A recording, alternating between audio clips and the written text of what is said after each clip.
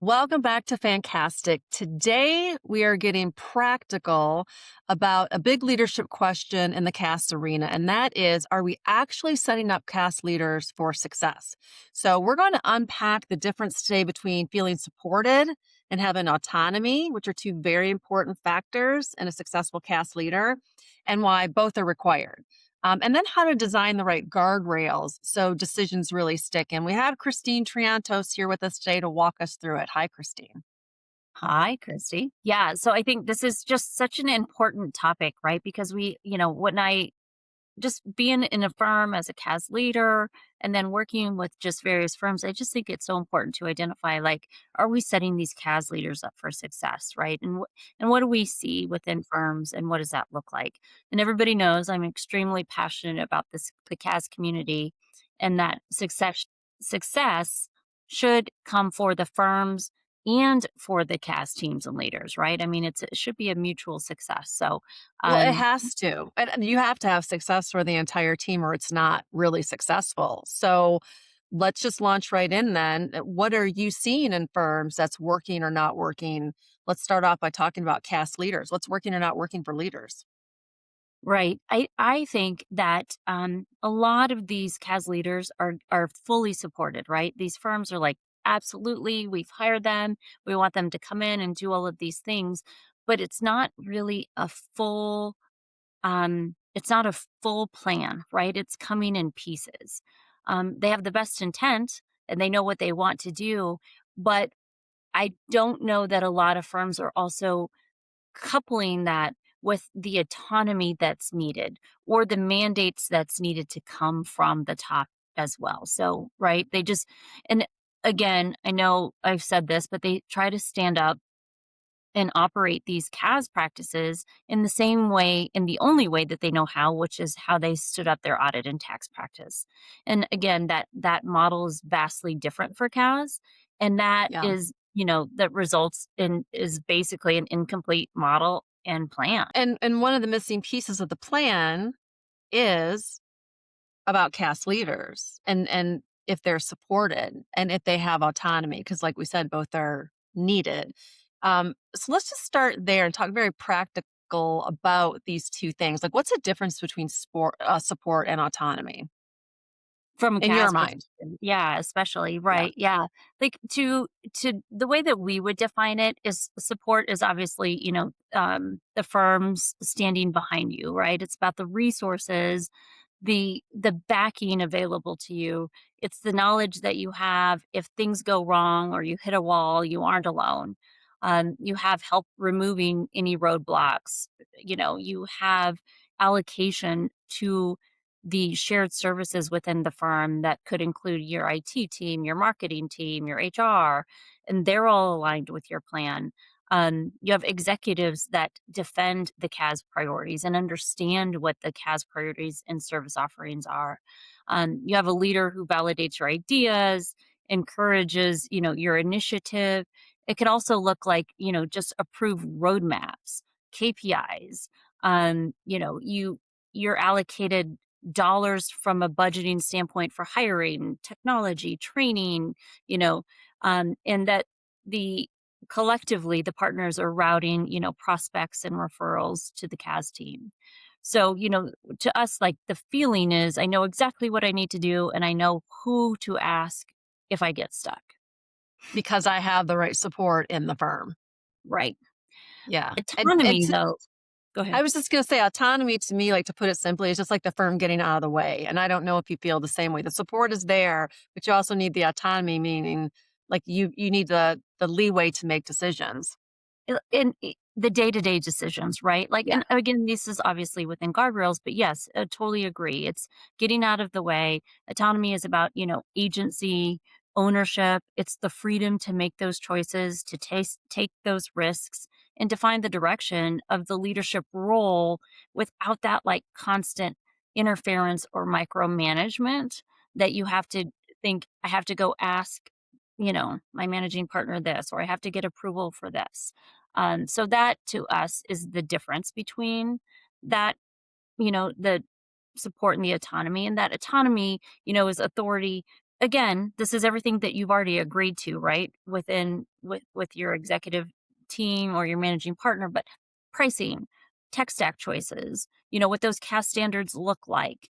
They have control over client acceptance and the clients that come in to the firm based on what you have agreed to as your ICP, right? If there's a client that's not working out, you have the autonomy to terminate that client. Obviously, there's other guardrails, like if that client has any combined tax services, right? You're not trying to impact other business lines by making these decisions and having that autonomy. Um, you have the autonomy on what onboarding looks like, what the month end close looks like, what those procedures without that micromanagement. So feeling like you have a say instead of just relaying messages, I think that's where a lot of leaders kind of just get to with firms. But, Yeah. also though, don't please don't get me wrong in this. In order to have that autonomy, you have to have built that trust. You have to have, you have to be held accountable as a CAS leader, right? The hard part is when leaders are held accountable, but they don't have the autonomy. So then you have to ask if you're setting your CAS leaders up for success. So this isn't letting CAS leaders off the hook by any means either.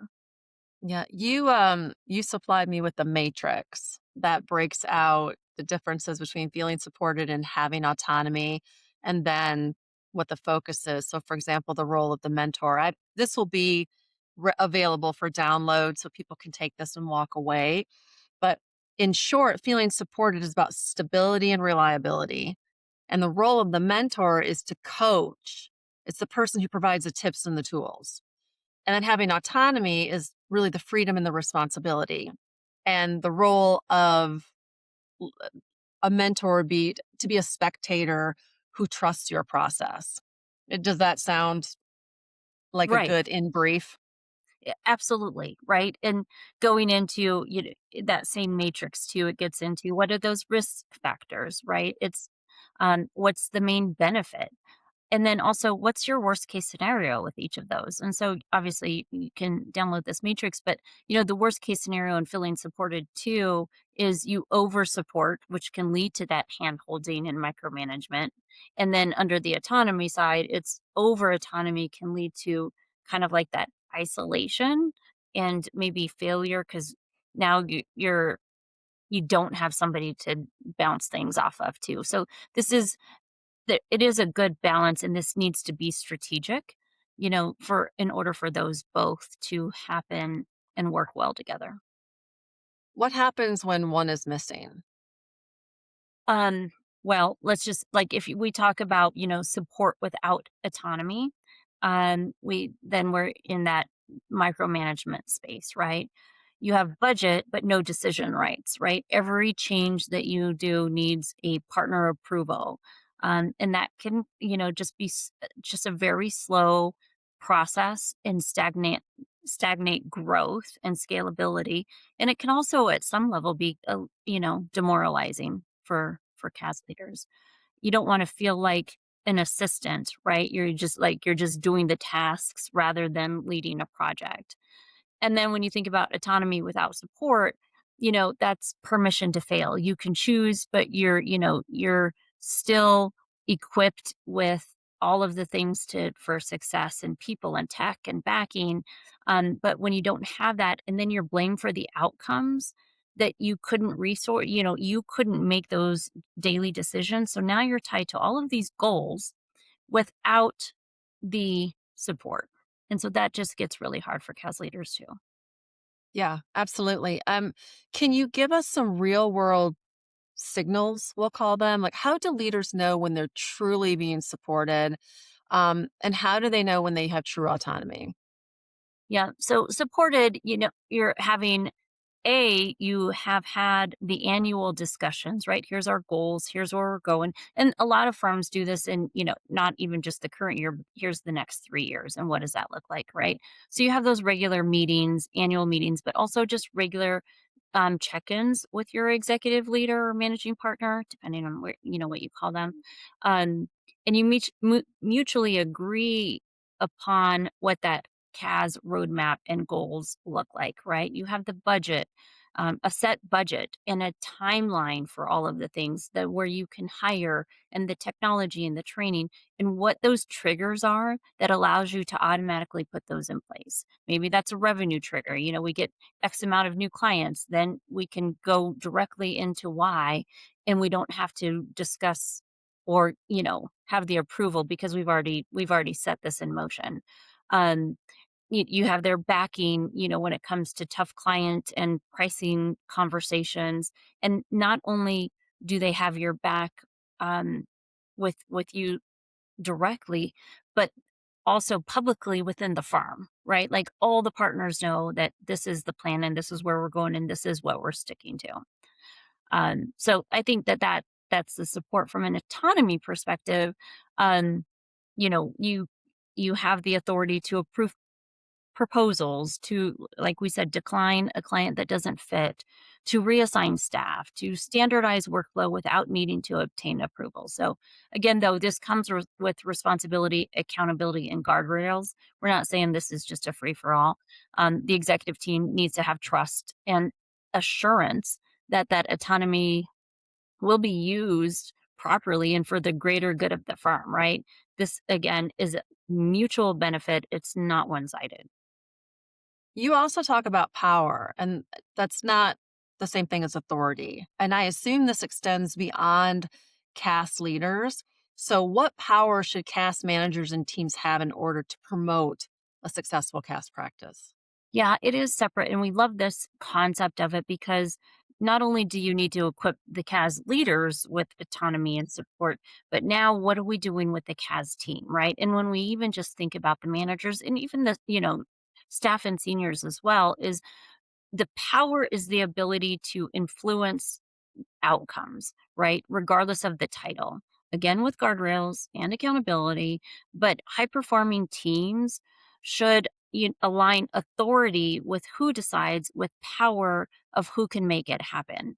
So, examples of that is like you have your expertise power, right? You have that is the technology, that's the accounting technical skills that you have. You have information power, that's owning, that's the advisory, owning the KPIs and the client story. You have relationship power, and that's trust with partners and clients, right? And what we challenge CAS leaders is like, if everything has to go through you as a leader, are you in fact the bottleneck? Are you the one that's not, that's stalling growth? Um, are you setting your managers up for success as well? So this, like, I just love the way that this just kind of just goes throughout the whole team. And are you comfortable with when your team doesn't need you as much, right? And I know that that sounds crazy, but we do find this a lot because CAS leaders are just so used to just being readily available, I think, and probably overly available for their teams. So that's an example. And then, reputation power, consistent, what does that reputation of your work product look like? You have clean closes, you know how to solve problems, you have a cadence. So those are some examples, but when managers and seniors have process and that power, then that's where you can scale and that's where standards actually get adopted and we have forward motion. So, can we start to design a little bit of balance here? What are the practical guardrails firms should put in place to move toward providing autonomy if they haven't already? Yep. And I think this is also still aligned with the CAS annual 3-year goals, right? But within those goals, it's actually then creating what those mandates and metrics look like, right? That there's one pagers that are shared with the firm and the CAS teams that include, what are the guardrails within even our service offerings, within our ICP, our annual targets, our monthly recurring revenue, our margins, what is on time close defined as? Um, and, what does that monthly scorecard look like for the CAS team to know that that's working?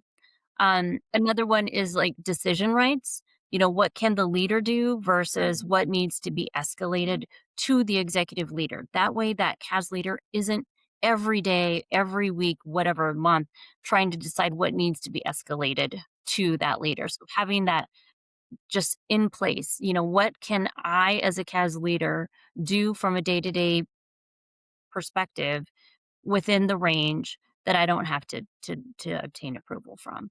Um, yeah, and then, for other firm members too, making sure that within the decision rights, the guardrails. If it is a shared tax client, right? And how we cross sell this and what does that look like? And, with the IT department and team, what do they need from us? What do we need from them? And also just, from a financing perspective too, what do we have in budget to go to hire, to go train? So all of those mandates and metrics need to be put in place. Yeah. And then, just also to adding the resource commitment. We talked about the budget, a hiring plan, but and I say this a lot too, but protecting that CAS leaders' capacity, because what we see a lot of firms do is task these leaders with all of these strategic, big, big goals, right? And then say, "Oh, but you still need to be billable." Right? And it's not that they're not going to have some billable time, but it's protecting that capacity and allowing them to be strategic. Your CAS leaders are not going to be 100% billable. It at best, it maybe, a half of that, zero point 0.5 FTE of a full-time billable person at best. Yeah. Uh, Yeah. the larger the firm, I and I know it's not a popular opinion, but I think the larger the firm, the less charge hours you should have, if any at all. And a lot of large firms are doing that. A lot of the large firm CAS leaders, they don't have billable goals, which is perfect. Um, so that's allowing for scalability. And then really just, what does that operating rhythm look like? You have time parameters. When something does have to be escalated, there should be agreed upon turnaround time so that you're not just waiting on answers from your executive team too, if you do have to get approval. Um, and then just uh, to reiterate, just equally important are the cadence of those strategic meetings that Yeah. you CAS leaders have to have with the executive team. Right. I mean, so let's just dig into that a little bit deeper. So, can you give a specific example of what support plus autonomy looks like in a week to week scenario within a cast firm? Yeah, I mean, and I would say just for CAS leaders specifically, the leader, Hmm. CAS leader mandates what that close cadence looks like, what the standardized report pack for all of your clients that goes out. Again, there's going to be customized reports that go out for other clients, but really, like, here's our standard and here's what we're going to abide by. Um, what you allow your managers to do. Can they issue change orders when, your transaction volume changes for your clients and you need to have different fee conversations, or you have to have out of scope conversations? What do your managers, have the power and autonomy to do as well? But then also just making sure that IT, when it comes to approving new technology, and we'll talk about that in a different podcast, but do you have a set standard and time frame around how long that process takes? Um, and so those are just some examples, but you need to just create what you can prove also as an ROI and or success to your partners so they can see why these decisions matter. Yeah. What's a quick self check a cast leader can do today? Do you have like a list of questions they can ask? Yeah, I mean, and I think, when we work with firms too, and we ask these questions to CAS leaders, you asking, do I have the written authority to accept decline clients and enforce the standards? Can I approve pricing and prospects within an approval range without a partner meeting? Do I control a budget and headcount tied to my roadmap and my goals? Are my KPIs agreed and visible, with backing when anything changes? And when I call, to a client that we want to terminate or reset, do I need to get leadership involved to support me? or do they support me publicly? So those are, you don't have to ask all of those questions, but those are just like, if two or more of those you answer no to, fix the buckets that we discussed with the mandates and all of that. And then the meeting rhythm first before you can go beyond that. Yeah. And those are really good 5 core questions to ask, which we will also have as part of what you can download at the end of this podcast. So let me close this out here. What's one idea you want firms to remember from this episode? Yeah, just again, understanding the difference between support and autonomy, and for them to, for managing partners to understand that your CAS leaders need both, and for the CAS leaders to understand what that means and the accountability that comes with it. So, support is the firm standing behind you, autonomy is the firm getting out of your way, right? Give CAS leaders both and align that authority with real power also within your CAS team and the practice. And that will just scale your CAS practice so much more quickly, and with, a lot of standardization as well. You heard it here first, folks. Excellent advice. Thank you, Christine. Please come back for another Cast Packed episode. That's our promise to you. And this is Fancastic.